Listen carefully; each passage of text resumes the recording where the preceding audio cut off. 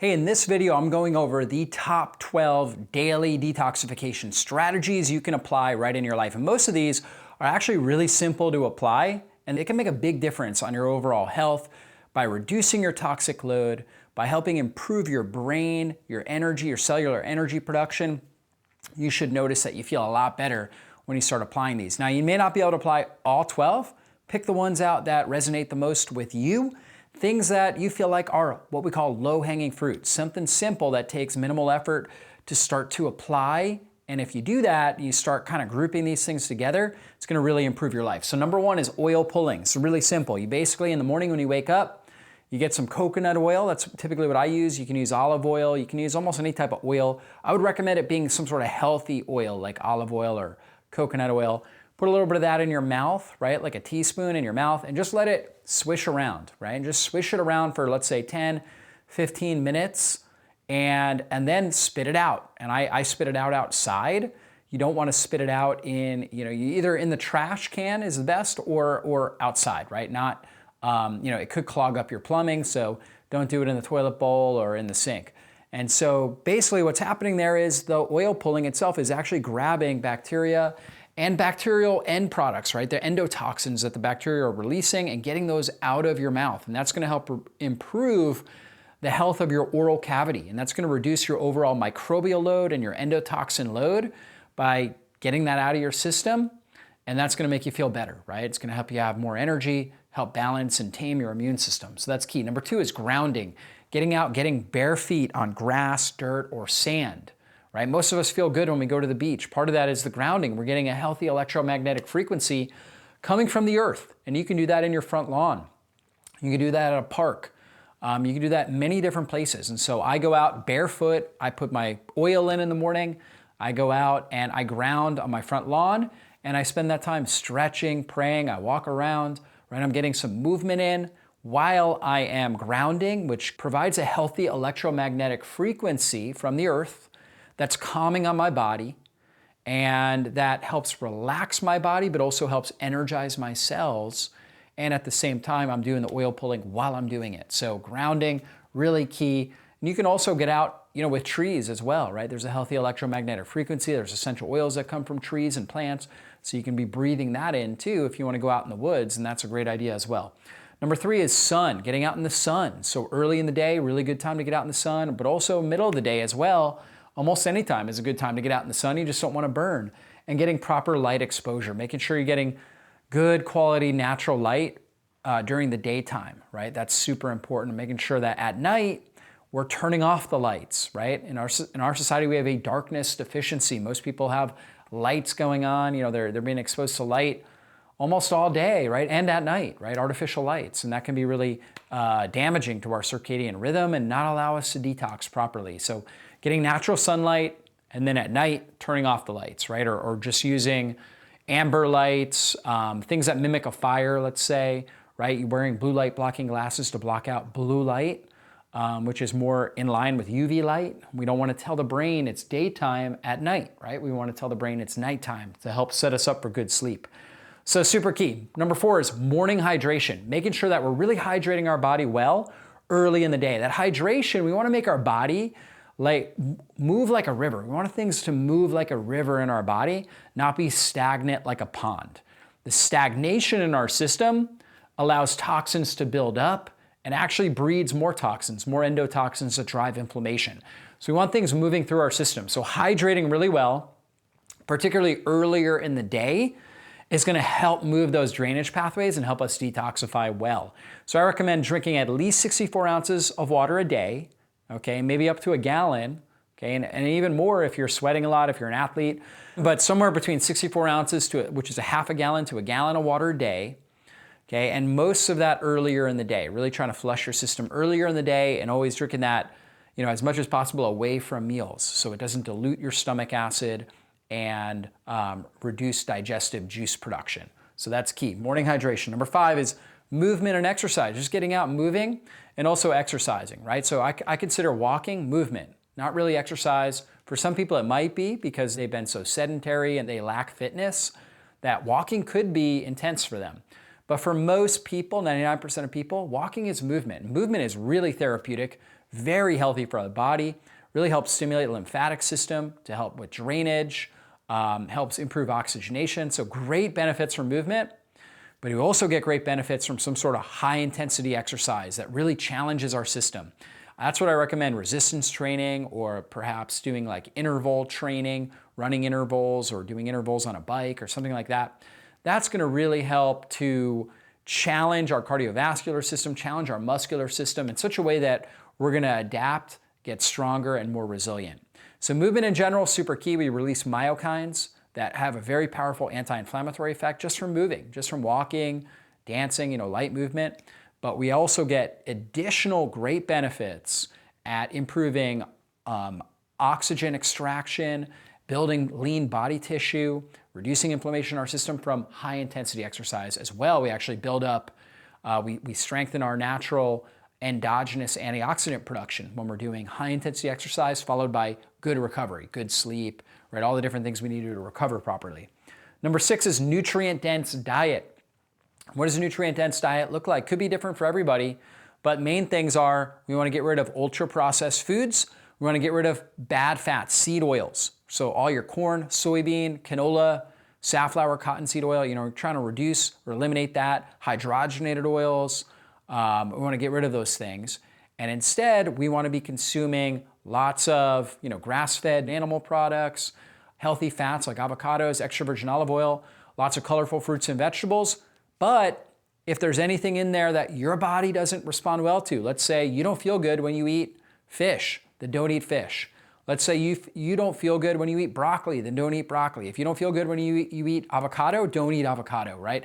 Find out what foods really work best with your body and focus on those. But take out the ultra-processed foods, take out the bad fats, and then try to go as organic as possible because non-organic food has a lot more pesticides and herbicides and less nutrients. And in general, when it comes to good nutrition, we want maximal nutrients, minimal toxins. So do your best to try to get organic as much as possible. Okay, when you do that, you're getting more nutrients, less toxins. So that's really the key there. And then add in intermittent fasting, right? And so this could be as simple as waiting 14 to 16 hours between your last meal and your first meal. So let's say you finish dinner at, let's say 7 p.m. You don't eat again anything with calories until 9 a.m. the next day or 11 a.m. So that way it's a 14 to 16 hour fast. You've given your body time to undergo a full detoxification cycle. Usually it takes about 12 hours for your system to really undergo a full detoxification cycle. And then from there, also you start to burn fat for fuel. Fat is where your body stores toxins. The better you become at fat burning, the better you're eliminating, you're removing those toxins, at least moving them out of the fat cells. That's where the hydration comes in, the movement. That's going to take it from now the bloodstream and get it out through the gut, through the urine, through the respiration, through breathing, through sweating. So that's all super key. But we got to get it out of the fat as well. So intermittent fasting really helps turn on fat burning. Also a good nutrient-dense, blood sugar stabilizing diet. All important components here to move toxins out of our body. Number 8 is box breathing. So you can actually help your body detox by being intentional about the way that you breathe. And this is simple as doing something for maybe 3 to 5 minutes a day, where you take a 4-second inhalation, hold for 4 seconds, and then do a 4-second exhalation, okay? A 4-4-4. That's one way of doing box breathing. Box breathing is basically just being intentional about the time you take inhaling, the pause between the breathing, and then the seconds you spend exhaling. Some people will do something like a 4-6-7 or a 4-6-8, where 4-second inhalation, 6-second pause, and then let's say a 6, 7, or 8-second exhalation, right? You can stress your system a little bit with that, right? Spending more time with the exhalation, and that actually can help improve your ability to pull oxygen out of the air that you're breathing and utilize it for cellular energy production, right? It's kind of a mild hypoxic stress on your body, which causes you to become more efficient at oxygen extraction. So there's different ways of doing box breathing. Most simple way though is 4-4-4. 4-second inhalation, 4-second pause, 4-second exhalation. And just being intentional about that and doing it, making sure you're doing it through your nose, not mouth breathing, that is going to help enhance oxygenation. It's going to help relax your body and enhance your body's ability to eliminate toxins through respiration. So that's key. Number 9, good sleep. Really doing everything you can to prioritize good sleep. We talked about proper light exposure, how important that is. Making sure your room is like 65 to 68 degrees. That's another big factor. When people get their room temperature right, they'll sleep a lot better. So getting the room temperature properly set up. There's also all kinds of devices now that are like mattress covers that can kind of set the bed temperature in such a way that, and there's different AI systems that allow you to, basically create the perfect environment for good sleep. And so you can also utilize one of those types of systems as well, or just turn the air conditioning on or the fan to give yourself the cool environment. Make sure you have an eye mask over your eyes to block any sort of ambient light. Making sure you're not sleeping next to your phone, right? These are all key things. You don't want to have electromagnetic stress that could be stressing you at night while you're trying to sleep. So super key. Also make sure you're nasal breathing at night. So you could just do some mouth taping.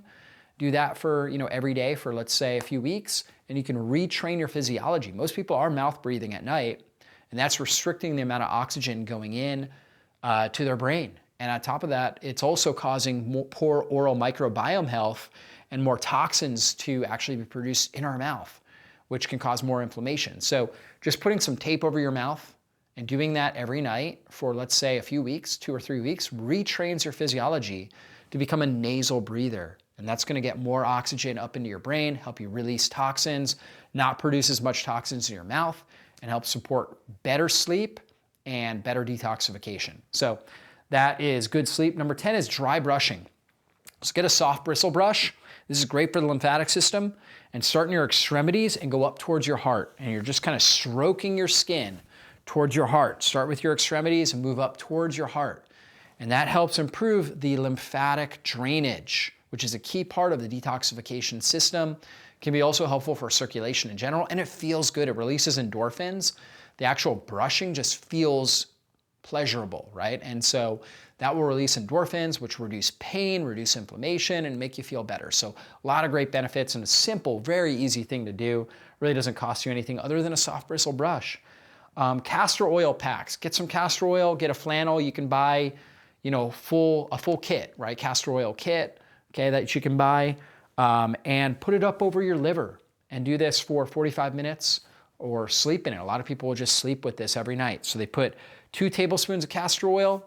Castor oil has ricinoleic acid in it that's really powerful at dilating your bile ducts and allowing for toxins to be released from your liver. And so you just kind of put it over your liver, right, at night, liver gallbladder area, and that will help to dilate those bile ducts. It will help, remove gallstones and sluggish bile and things like that, and help move toxins through your system. So would highly recommend doing castor oil packs. And then number 12, this is a little bit of a cost to it, but if you can get an infrared sauna is one of the best things you can be doing for your health. And you can get little portable ones that are basically blankets, right? And you can get a blanket sauna, and these work great. You just basically are laying in it, your head is out of it, and you almost don't even feel like as intense. If you're sitting in a very hot sauna, your head gets overheated, and like you kind of have this urge to get out. Whereas when you're in a blanket sauna, a lot of people can go in longer and they'll sweat more, and they get exposed, their body gets exposed to that infrared, which has very powerful anti-inflammatory effects. Infrared penetrates deep in our system, will help move toxins out of our fat cells, out of our organs and things like that, move it into circulation. Make sure you're well hydrated, obviously, before you go in. And you can tag on a bonus by taking some sort of a binder supplement. Could be fulvic acid, could be humic acid, it could be activated charcoal, it could be zeolite, or a combination of these things, right? Take a good detox binder, basically either right before or right after, as well as staying hydrated. You do the infrared sauna, and now you've moved all these toxins, and now your body's starting to bind them in the gut and pull them out of your system. And so infrared sauna, really great investment. A good detox binder can be really helpful. Liver support supplements can all be helpful. But these are really the top 12 things. Most of these, really just take intentionality, okay? Most of them don't cost any money, and they just take a matter of being intentional and really trying to understand how to set up your day to help your body detox, adapt, heal, and repair itself. And the better that you're detoxing on a daily basis, the better you're going to adapt, heal, and repair. So try these out today. Hey, if you enjoyed this video, be sure to check out my channel, browse the various videos that I've done on similar topics, and also make sure you subscribe to my channel and hit the bell button. That way you get notified whenever I put up a new video training. Thanks so much for being a part of our community here, and I really hope you enjoy the videos that we're putting out on a regular basis. Be blessed.